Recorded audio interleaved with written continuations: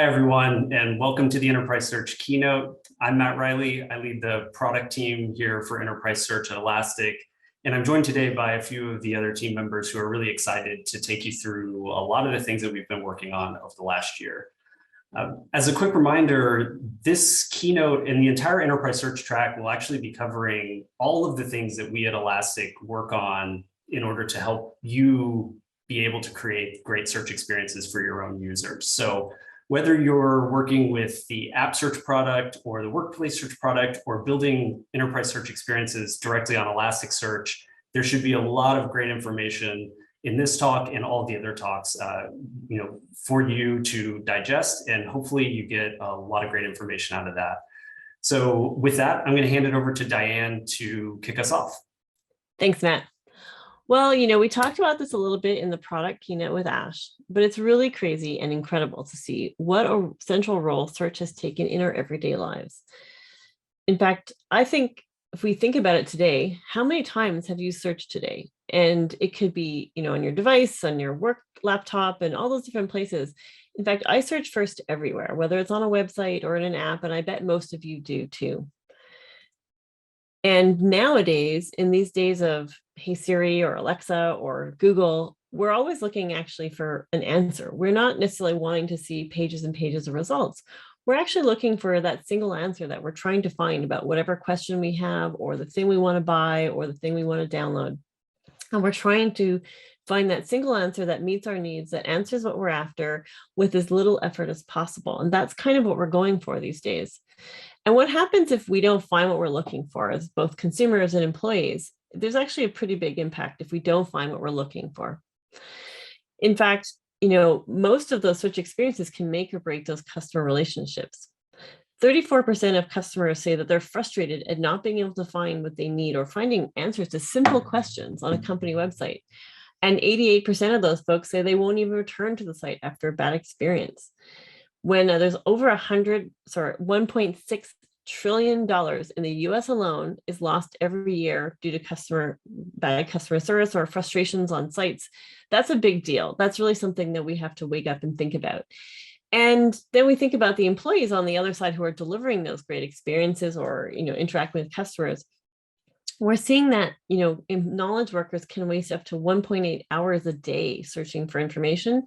And in fact, 60% of those knowledge workers say that they spent more time searching for information and content than they do on email and messaging. And we know how much those things take up our time. So it's really important for people. It's such a central thing that we do every day, search with a goal, right? We're looking for that single correct answer, which means that as organizations and companies, we need to be delivering that single correct answer, and which means as Elastic, we have to be delivering for you the ability to have that advanced search relevance, so advanced that if you want, you can deliver that single correct answer, having the confidence in the search results that that answer that we provide is in fact the one that people are looking for, and it will solve what they're looking for and keep them happy and moving on to their next step.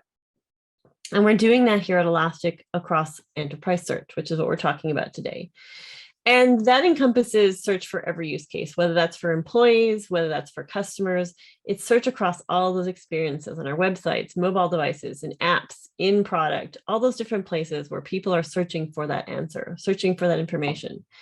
And what you might not realize is that we do that across both our ready-to-use out-of-the-box solutions like App Search and Workplace Search, but even this includes what we're doing in Elasticsearch and the Elastic Stack, bringing all of these things together to make you able to solve all these enterprise search use cases in a way that is as seamless as possible, as simple as possible, but still giving you full control over all the things you want to deliver for those customer experiences.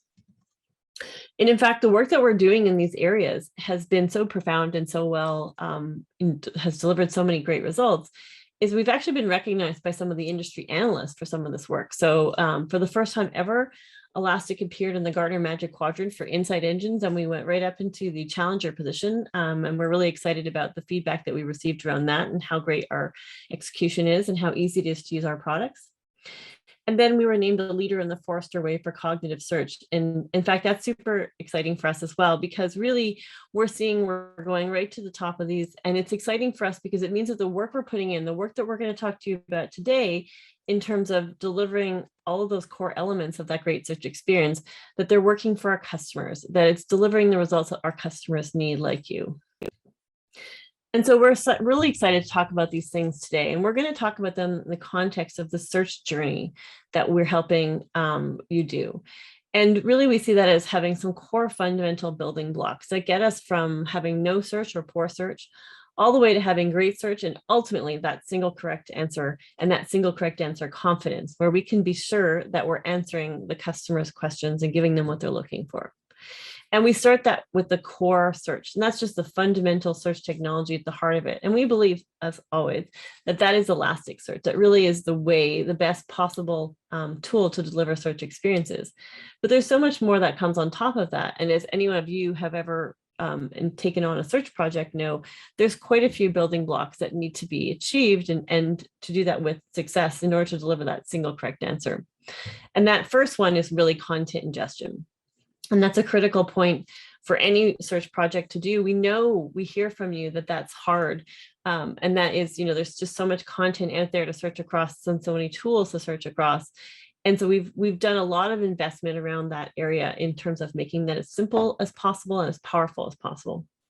The next phase of that journey is the user experience, which is both for the operator of the tool. We don't think that it should just be about the end user. We think it's really important for whoever is using and managing search for that to be a really seamless and easy experience. And then finally, to delivering that relevance that we're talking about, that really advanced relevance. And we're going to talk to you about all the things that we're doing along that spectrum today. And we're going to start with content ingestion and how we're working towards making that as easy as possible. To do that, I'm going to hand over to my colleague, Bhuvan Arora, to take on this and start talking about some of what we're doing around content ingestion. Thank you, Diane. As Diane mentioned, content ingestion is one of the most important parts of enterprise search. So we'll just look at how we have made it easier to ingest content to search across everything. One of the ways we've done that is through expanded connector library to make it easy to search across all of your applications. There's new granular indexing control for connectors. And we have now a new powerful web crawler to simplify searching across all of your website content. Let's see how we have done that. What we've heard from all of you as you've adopted these tools is that you need a greater level of flexibility. We sometimes hear that you need new connectors, and we do add those, but we also hear a lot about the need for existing connectors doing what you want because you just don't have the level of flexibility and control that you would like. So we have invested in doing just that by continuing to expand on the depth and breadth of first-party connectors to offer unified search across all of your data. First-party integrations make the most popular cloud applications like Dropbox, Google Drive, GitHub, and Slack available out of the box, while custom API sources allow easy ingestion from custom application, legacy tooling, and everything else.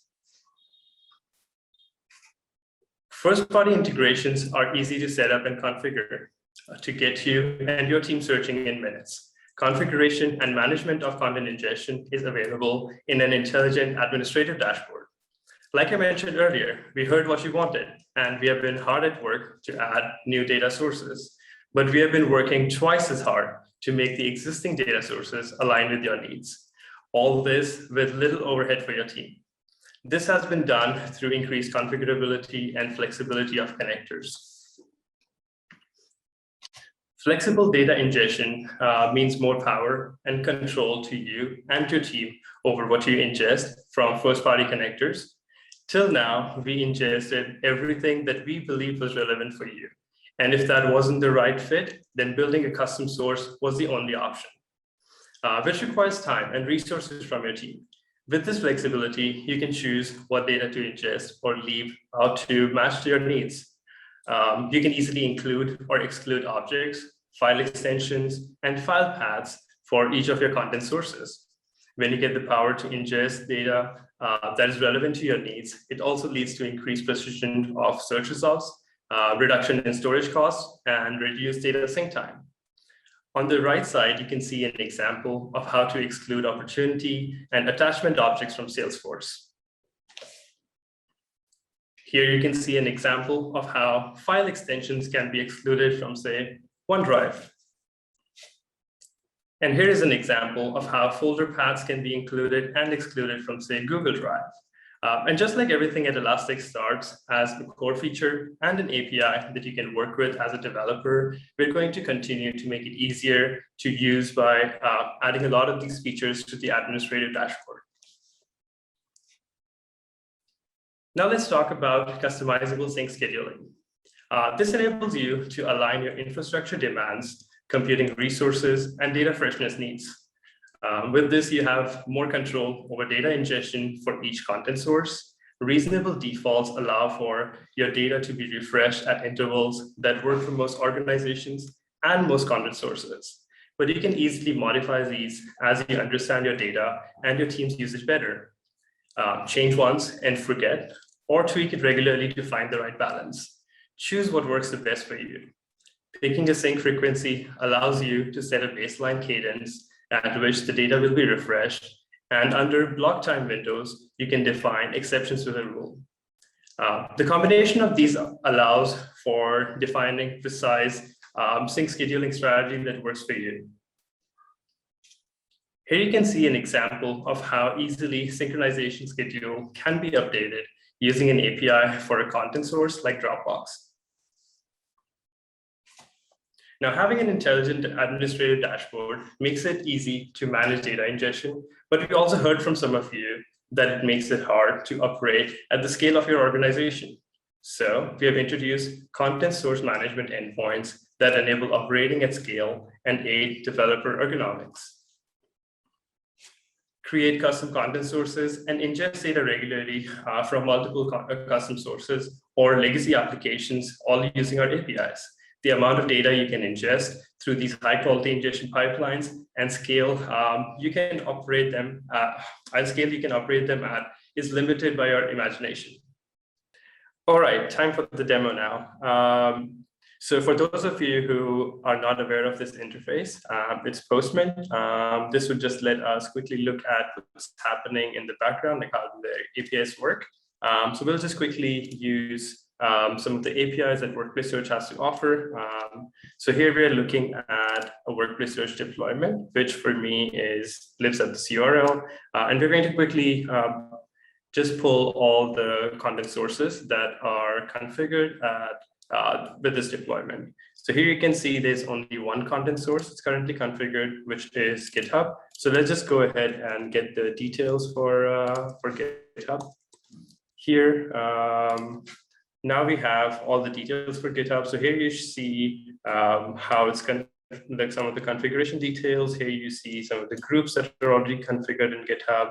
And the most important part for this demo is the indexing, the scheduling, and then all the additional stuff as well that's interesting in the API, but it's not really relevant for this demo. So what we're going to do is, here you see that we are including all the objects from GitHub, which are organizations, repositories, issues, and pull requests. So let's try to change that. Let's say I do not want to synchronize any of my issues from GitHub. I only want to leave it to my pull requests, organizations, and repos. And while we're at it, let's also go ahead and alter the sync schedule as well. It's currently scheduled at 3 days for a full sync, about 2 hours for an incremental sync, and 6 hours for the deletion sync. So we are going to copy the entire thing, go to a put request, and then in the body of the request, we are going to paste it as it is. Now, it's just so simple that all we need to do is go to the indexing rules and add the filter type, which in this case is going to be object type. Now, it might seem like I'm pulling this out of thin air, but you can find all of these, the details for each of the content sources on our detailed documentation on elastic.co. So it's just very easy. There are only 3 kinds of indexing rules that need to be aware of. One is the object type, for sources like GitHub and Salesforce. The other is the path types for sources like Confluence and Google Drive. And the third one is the file types for, again, sources like Google Drive, Dropbox, maybe even OneDrive. So in this case, the filter type is going to be object type, and then we are going to choose to exclude issues, and we send. Now we can see that what we get back in the response is an indexing rule that has been created. Now, this may not seem like a lot, but what it's going to do is it's going to tell the workplace search deployment to not index issues from GitHub. It's as simple as that. And now your team is set for pulling in content that's relevant for your team, and it's going to give you better search results. It's going to be easier on your data storage, and it's going to give you just more control over the data that you're ingesting.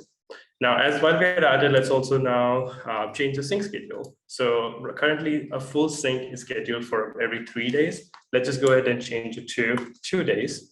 Let's change the incremental sync to every hour and change the deletion sync to every 4 hours. And that's it. Here you can see now the customizing of sync schedule. It's extremely simple. All you need to do is just change the API request, and you have the sync scheduled to exactly how you would like it to be. That works for your team, and it just allows you to pull the data as often as you really need, really balancing the data freshness requirements to the resource constraints that you might have. That was it for the demo for workplace search. Now we hand it off. Now I'm going to hand it off to Casey for the most important part of enterprise search that we have all been waiting for, which is the web crawler. Thanks a lot, Bhuvan. I don't know. It's hard to say that this is the most exciting part, but it is certainly something that we have been working a ton on over the last several months. And again, we're always just really excited to present the new features and things that we spend so much time on. So as you probably know by now, we've been talking about a web crawler for app search going on almost 6 or 7 months. We've released the initial beta version in 7.11, and now with the recently released 7.15, the app search web crawler is now generally available and ready for production workloads, which is really, really exciting. So when we talk about the web crawler, the thing that we stress the most is that ingesting documents, just like with the rest of the connectors that Bhuvan talked about, ingesting documents into Elasticsearch or App Search or Workplace Search is the most critical part of the workflow. If you can't get good data into the place where you search, then you're not going to have great search experiences. And with enterprise search, one of our stated goals is to help you create really great search experiences. And that applies to websites as well. So with the web crawler, we focus on making it as easy as possible to get started crawling websites. I mean, that's exactly what it says it's supposed to do. And we really want that to be a nice and seamless and easy to use experience. So adding the web crawler to your existing Elastic deployment is super easy. Adding it to App Search is as easy as navigating to a tab, deciding that you want to index and a domain name, and then going from there. So you can see here in our example, you add your website's domain, you click validate. It's going to run through some steps to make sure that the web crawler can see the things that it needs to see in order to index meaningful data. And as you'll notice, like running the web crawler, it supports lots of things that you would probably expect, and maybe some things that you don't. For one, will actually expand a single crawl across multiple threads to make it really performant. We want to be able to index sites that are relatively large in a pretty quick amount of time. Another nice thing about that is that it also scales linearly with your deployment. So for really large enterprise search deployments, the web crawler is going to be able to take advantage of that, and you get more and more threads that the web crawler can run against. But also, when we talk about domain validation, the web crawler is going to respect and support standards like robots.txt. If you already have robots.txt operating on your website, which you likely do, because you want to be able to tell things like Google what to index and what not to index, the Elastic web crawler is also going to respect those rules. So you get a really good experience right out of the box. And again, probably something that you should expect from a good web crawler. So the biggest benefit of Elastic's web crawler is that it's highly customizable. Well, that's maybe not the biggest benefit, but one of the big benefits. It's really highly customizable, along with being deployable anywhere that any of your Elasticsearch software or Elastic software is deployed. The web crawler is also deployable in that place. But also, when we talk about configuration, we want you to be able to tell the web crawler exactly what to do when it reaches an individual URL, when it talks to your domain at large. And then a lot of that starts with things like entry points. So entry points, some people might know them as seed URLs, but it's basically a list of URLs where the web crawler should start crawling. And it'll prioritize those URLs first. It moves them to the beginning of the URL frontier and starts from that point. And the next one is sitemap support. So not only do we support sitemaps inside of robots.txt files, but you can also manually supply sitemaps to the web crawler to give us kind of an exact list of URLs to visit. And then when we actually visit pages, the web crawler will pull out content by default. It has some default rules built in that says, like, I want to actually grab all the content between the body tags, and we'll store that into a default field called body content. We'll go grab the title from the title field. But an important level of customization here is that you can actually customize inside of your website itself and tell us exactly what content belongs inside of what field. So imagining, this is an example from an old blog post from elastic.co. We have a title here, we have a date, we have like a little category up there that says releases. We have a version number. This particular blog is from version 7.13. So we can actually go in, add meta tags to our actual pages, which should be really easy to do if you have control over the website. And we can tell the crawler exactly what content to extract for any given field, which makes it really, really powerful. You can see in these small code examples, I have a meta tag that's just meant to extract the title. And maybe the usefulness in that is that our title that shows up in the title bar might have some extra content in it, like, what's new in Elasticsearch, and then it'll say, /elastic/blogs or something like that. Maybe we just want to grab a really specific piece of content and store that as our actual value for a field. Meta tags give you the ability to do that. On top of that, for that body content field we talked about, where we're just going to go and grab all the content we can find inside of the actual HTML body, we can actually use additional examples in code that allow us to decide like what we're going to include or exclude from that field. So again, giving you the amount of control you need to extract meaningful content, and then use the crawler in a way that fits your website best. And so another important thing is when we run crawls, obviously it's going to generate a lot of logs, and it's very possible that the web crawler may not always do the thing that you expect it to do. Every website is different. We build websites in different ways, and the technology, being as old as it is, has changed a lot over time. And so the great benefit here is that since we capture all this data, we can actually bring it into Kibana itself. Well, we're already in Kibana. We can bring it to other views in Kibana and analyze those logs. In my example here, I'm using the logs view from our observability solution. And you can just kind of see logs being populated, telling us exactly what's happening. In this case, we're crawling a website, we're seeing new URLs. And then eventually we would see like an output of where we're actually going to store a URL inside of an app search engine. But it allows you to actually meaningfully analyze the things that are happening in the crawler, and you can do that inside of the same software we're using to actually go and crawl websites, which is really powerful. And with that, let's do a little demo of the crawler and see it in action. All right, so we're going to do a demo of exactly what the crawler can provide for you in terms of indexing really meaningful content from a website. As you can see here, I have spun up a brand new deployment on Elastic Cloud. And if you're not familiar with Elastic Cloud, it's our wonderful managed platform for building things inside of the Elastic Stack. And here I have a brand new deployment. On my home screen, I've got lots of options here for interacting with our different solutions. And for us, we're going to start with enterprise search, obviously. And with the web crawler, we'll use app search. So the thing we want to do, we're actually going to go back to that example I talked about earlier. We're going to crawl some content from Elastic's blog. So you can kind of see here in this tab, this is the Elastic website. We have a really nice blog with tons of content. We've been writing really great content for many years, especially around our different features and use cases and how our customers are using Elastic products. But I want to go and crawl just the blog. And maybe we'll go all the way down the path of, I want to crawl just blog articles, and maybe I want to not crawl individual author pages, just to see a little bit of how the crawler customization will work. So the first thing we need to do is to create an engine. And I'm going to call this Elastic Blog. And now that our engine's created, the thing that we'll see here inside of Kibana is that we have lots of options for getting data into an app search engine. And obviously, the thing I want to do is use the crawler. It's the fastest and easiest way to get meaningful data in. So we'll add the Elastic domain and do a little bit of validation. And we'll see that it's able to connect. We'll see a little warning here about robots. So like what the web crawler is seeing here is that there is a robots.txt file, and it has some rules in it that the web crawler is going to respect. And we can actually go look at the robots.txt file to see exactly what it's talking about. And there's nothing here that's really specific to the Elastic web crawler, other than, we've got a bunch of sitemaps. We're not going to crawl any PDFs, and there's a few other URLs that we're not going to crawl. So that should be fine for us.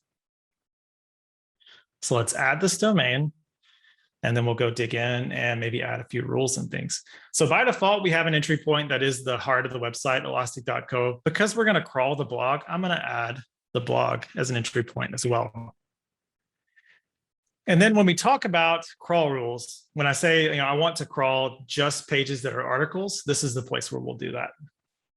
So first thing we'll do is we'll add a crawl rule. So by default, the crawl rules will allow you to index every document with no conditions. So the first thing I want to do is disallow all documents.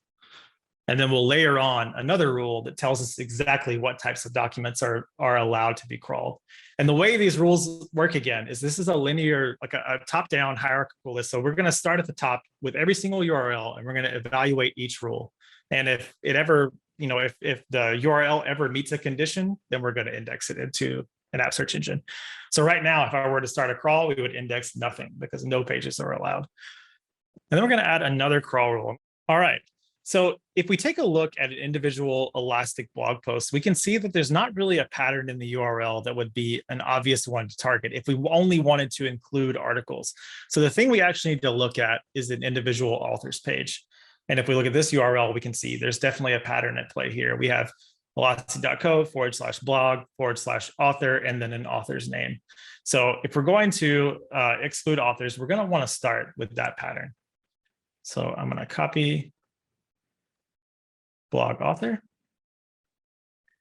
And we'll create a new rule here that says we're going to allow everything that contains blog, because that's like our baseline rule. We're going to allow, or not contains, we're going to allow everything, every URL that begins with blog. And then our more specific rule, we're going to layer on top. So the first rule that's going to get checked is that we're disallowing URLs that begin with /blog/author. So now, every time we evaluate a URL, we'll make sure that it isn't an author page. If it is a blog page, we'll index it. And if it's anything else, we'll disallow it. And now let's start a crawl. And we're crawling. So what do we do while we're crawling? Well, the thing that's going to happen now is that the web crawler is going to go out and visit pages, and it's going to index them into the web crawler. How do we know that something's working or that things are happening? Well, one thing we can do is actually go take a look at our documents page. And it might take a few moments to start seeing documents populate. But in the meantime, we can also take a look at the logs. So you can see things happening here where the web crawler is going and discovering new URLs. And it's going to visit all sorts of URLs, everything it can find. And again, it's going to evaluate each of those URLs against our crawl rules and then make a decision about whether or not we index content from that URL into a new document.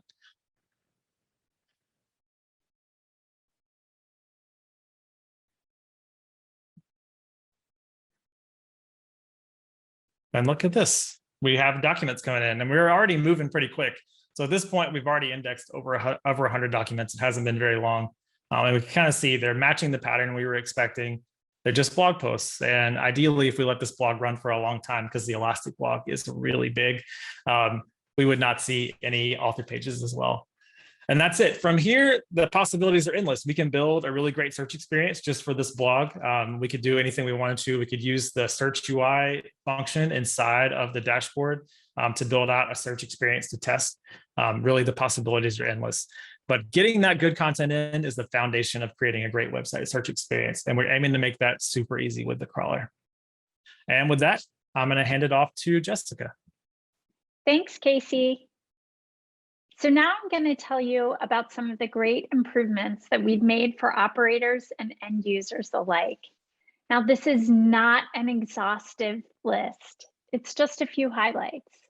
The user experience at Elastic is of paramount importance to us, so you'll see us continue to invest here. All of these features have been made to help your teams navigate Elastic easier as your use case evolves. We're delivering more ways to analyze your search insights and personalize enterprise search to fit your organization's needs. Enterprise search is now integrated with Kibana, so you can navigate to app search and workplace search from Kibana without ever losing your way. It's also easier than ever to access all of your Elastic products from just one place. And don't forget, all the search experience insights you can glean from the visualizations available in Kibana. Now that Enterprise Search has joined the Kibana party, as Casey says, the possibilities are endless. Runtime fields add even more simplicity to the process of building powerful new search experiences and ingesting data. We know that building search is, above all, an exploration. So we want to make it easy for operators to explore without making upfront decisions that end up being limitations in the future. With runtime fields, you can store large sets of semi-structured data in Elastic that you can still query. Runtime fields let you add fields to documents after you ingest them, simplifying mapping decisions. And this way, you can keep your data indexed as you like it and slice and dice the data as your use case evolves. You can add runtime fields at query time so they align with the intelligence you need. In fact, when you define runtime fields via the search API, you can immediately use it in your search requests, your analyses, filtering and sorting. You also benefit from a smaller index, faster ingestion time, and storage savings. Runtime fields give you the flexibility and power to make decisions as you grow and change down the road, so you can continue to explore as you solve new problems and keep iterating. For operators, there are many new ways to tailor workplace search to their use cases and organizations. You can make workplace search your own with consistent custom branding across all your organization's mission-critical productivity tools. Now you can make your mark without having to build a custom interface. And you can create synonym sets and set up automatic filters that get instantly recognized in workplace search to match your team's vernacular with the data you display and increase search relevance organization-wide. Here, you can see how easy it is to add a custom logo and the way custom filters get triggered. We've also improved search results so that they include rich attributes like status, unique identifiers, document author, and sources for first-party and custom content sources. And now I'm delighted to hand it over to Matt, who will tell us a little bit more and conclude our presentation. Thanks, Jessica. So to wrap us up today, I want to talk a little bit about the work that we're doing in the last phase of this journey that you see here. So what's the work that we're doing related to relevance and what we've done over the past year to give you a bit of an overview, and then some of the things that we're investing in to really take this to the next level over the course of the next year. I think we have a lot of really exciting things in store.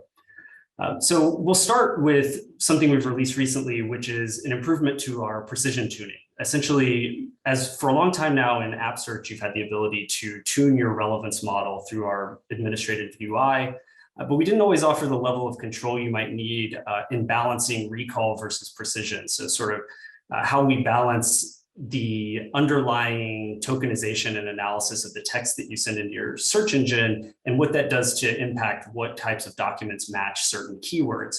So we've revealed this recently using what we call the precision tuning slider, which makes it really easy for you to find the right balance based on your user base and your content, and make all those changes very simply through the UI. We've also had curations for a very long time in the App Search product, and it's one of the key ways that we allow you to really take editorial control over the search results for any individual search keyword through your search engine. You get the organic results that we determine algorithmically, and if you'd like to make a change to it, you can just drag and drop through this interface to put a different result at the very top or to hide things that you don't think are relevant. And this has been a key feature for quite some time. One advancement that we're making to this is actually bringing a whole new level of automation to curations through machine learning, which basically means that we're taking user behavioral signals, essentially the search results that people are actually clicking on each individual keyword, and using that to suggest new curations for you so that you don't necessarily have to go in and make that change manually. Based on these user behaviors for your high traffic keywords, if somebody's clicking, say, the third result rather than the first result, that's a really strong signal that that third result should be moved to the top. And this is a really common piece of functionality in search engines, but it's not always the easiest thing to keep control over. So we are leveraging that user behavior to make these curation suggestions, and you could actually administer them all through our UI. So you can take a look at the suggestions that we make. And as those suggestions are populated in the admin, you can decide whether or not you want to accept the suggestion or want to reject it because you feel differently about the keyword, or maybe some of the user data was perhaps anomalous. But this is a really good example of the kind of philosophy that we take to machine learning type techniques in general throughout our product. We want to do all of the great things that we can algorithmically and try to provide as much automation for you as possible and all the intelligence that you've come to expect from Elastic, but also give you a level of control over that so that we're not just a black box, and so that you're not just getting the examples that we come up with or the suggestions that we come up with. You have the ability to view what we've suggested, the ability to make changes or modifications on top of that, and ultimately still maintain the level of control that only you can really have, and so that you can make the right decisions for your content and your users specifically. And automated curations are a really good example of what we call user behavioral based machine learning, basically taking user behavior to better inform the search relevance algorithm at the core of your search engine. And this requires you to instrument your UI so that we can collect the information and the analytics from what real world users are doing as they interact with your search engine. And over time, as we collect more information, we can merge that information with the base relevance that comes out of the box and ultimately improve that relevance model iteratively based on the kind of unique signals that we get from your search engine and the users who interact with it. I think it's really important for us to maintain that human in the loop approach where we make suggestions and you still have the ability to go in and review them and make tweaks to them as you'd like to, but we can still do a lot, as you've seen, to automate that and to bring a whole new level of machine learning intelligence to the product while still allowing you to have that level of control. And user behavioral machine learning is really one side of the machine learning story that we have here at Elastic. The other side is really natural language based machine learning. So things where we're using pre-trained models and not necessarily relying heavily on user behavior or click-through based analytics. And that brings us to the next investment that we're making here into vector search and natural language processing. So these are two topics that are really important and really critical to the entire search field as a whole. And there are a couple of investments that we're making specifically here to enable this widely across our entire user base. But before we get into some of the exact investments that we're doing, I wanted to just sort of paint the picture of why we think that this is so important in the search space in general. And it's good to look at something like an example query. So say you're building a search experience for a customer support portal where it's a knowledge base that your users come to to ask questions about your product. And rather than having to get on the phone or submit an email ticket or something like that, you're hoping to provide them a great search experience so they can answer their own questions.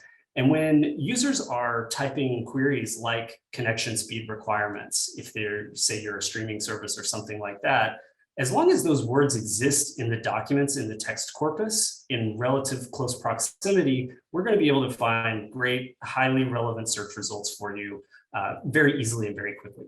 And a lot of different queries are going to come in, and many of them will share the words and terms that are written into the knowledge base itself. But as you know, humans are going to look for the same thing via a variety of different actual queries. And as those queries change and modify and become even closer to natural human language, sometimes you end up in a scenario where the user is expressing the same exact concept and they're looking for the same thing, like saying, how fast should my internet be? They're looking for the same thing that a connection speed requirement description might actually describe or solve for them, but they're not exactly using the same terms. And we call this semantic search, the ability to take the concept that somebody's looking for and match it to the content inside of the search engine itself, even when the terms don't exactly match. And the way that we do that is by passing all of the text, both at indexing time and at query time, through a machine learning model, an NLP-based model that produces a new representation of that text. It's no longer represented entirely by human readable words or tokens. It's represented by what we call a dense vector. And that's a vector of numbers in a high dimensional space where different vectors that are semantically similar in concepts are closer together in space. And this leads us to the vector space investment that we've been talking about here. So as I mentioned at the beginning, we're making two key investments in the product in order to enable the kinds of semantic search that we just walked through in that animation. The first of those examples investments are model management and inference directly inside of Elasticsearch. What this means is that you can take a pre-trained machine learning model and load it directly into Elasticsearch and perform inference calculations directly as part of your indexing or querying pipeline inside of Elasticsearch itself.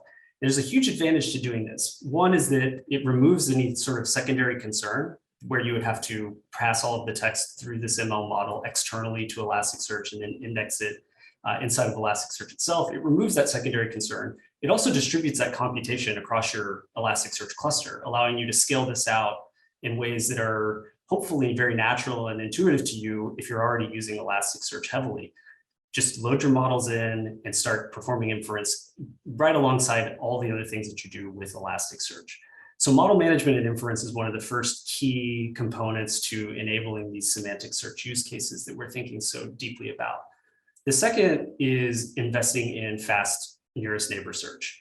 Once you've produced dense vectors out of all of this raw plain text of documents and queries, they're oftentimes represented by these dense vector fields. And in order to search for the nearest vectors to any given querying vector, you need to traverse this high dimensional vector space very quickly. And at scale, that becomes a big challenge. So there's an entirely new category of algorithms called approximate nearest neighbor algorithms that we're implementing directly inside of Elasticsearch to make that problem faster and allow you to scale it out to much larger data sets and really do this kinds of dense vector search in production environments with the kinds of speed that you need to produce answers for your customers very quickly.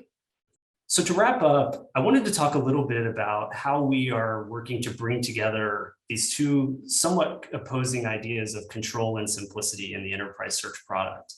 And as you probably know, and if you've been following our product development for a while now, we've really invested kind of on the two ends of this spectrum, where we've built some enterprise search features and functionality into our solution and made it really, really simple for you to ingest content or to administer your relevance function all through a nice UI.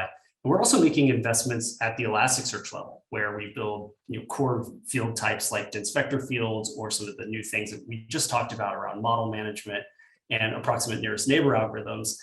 The real objective over the next year is to make sure that we're bringing these two ends of the spectrum together, because the reality is for all of our customers across the variety of use cases that we see in enterprise search, they exist somewhere between those two polar opposite ends of the spectrum.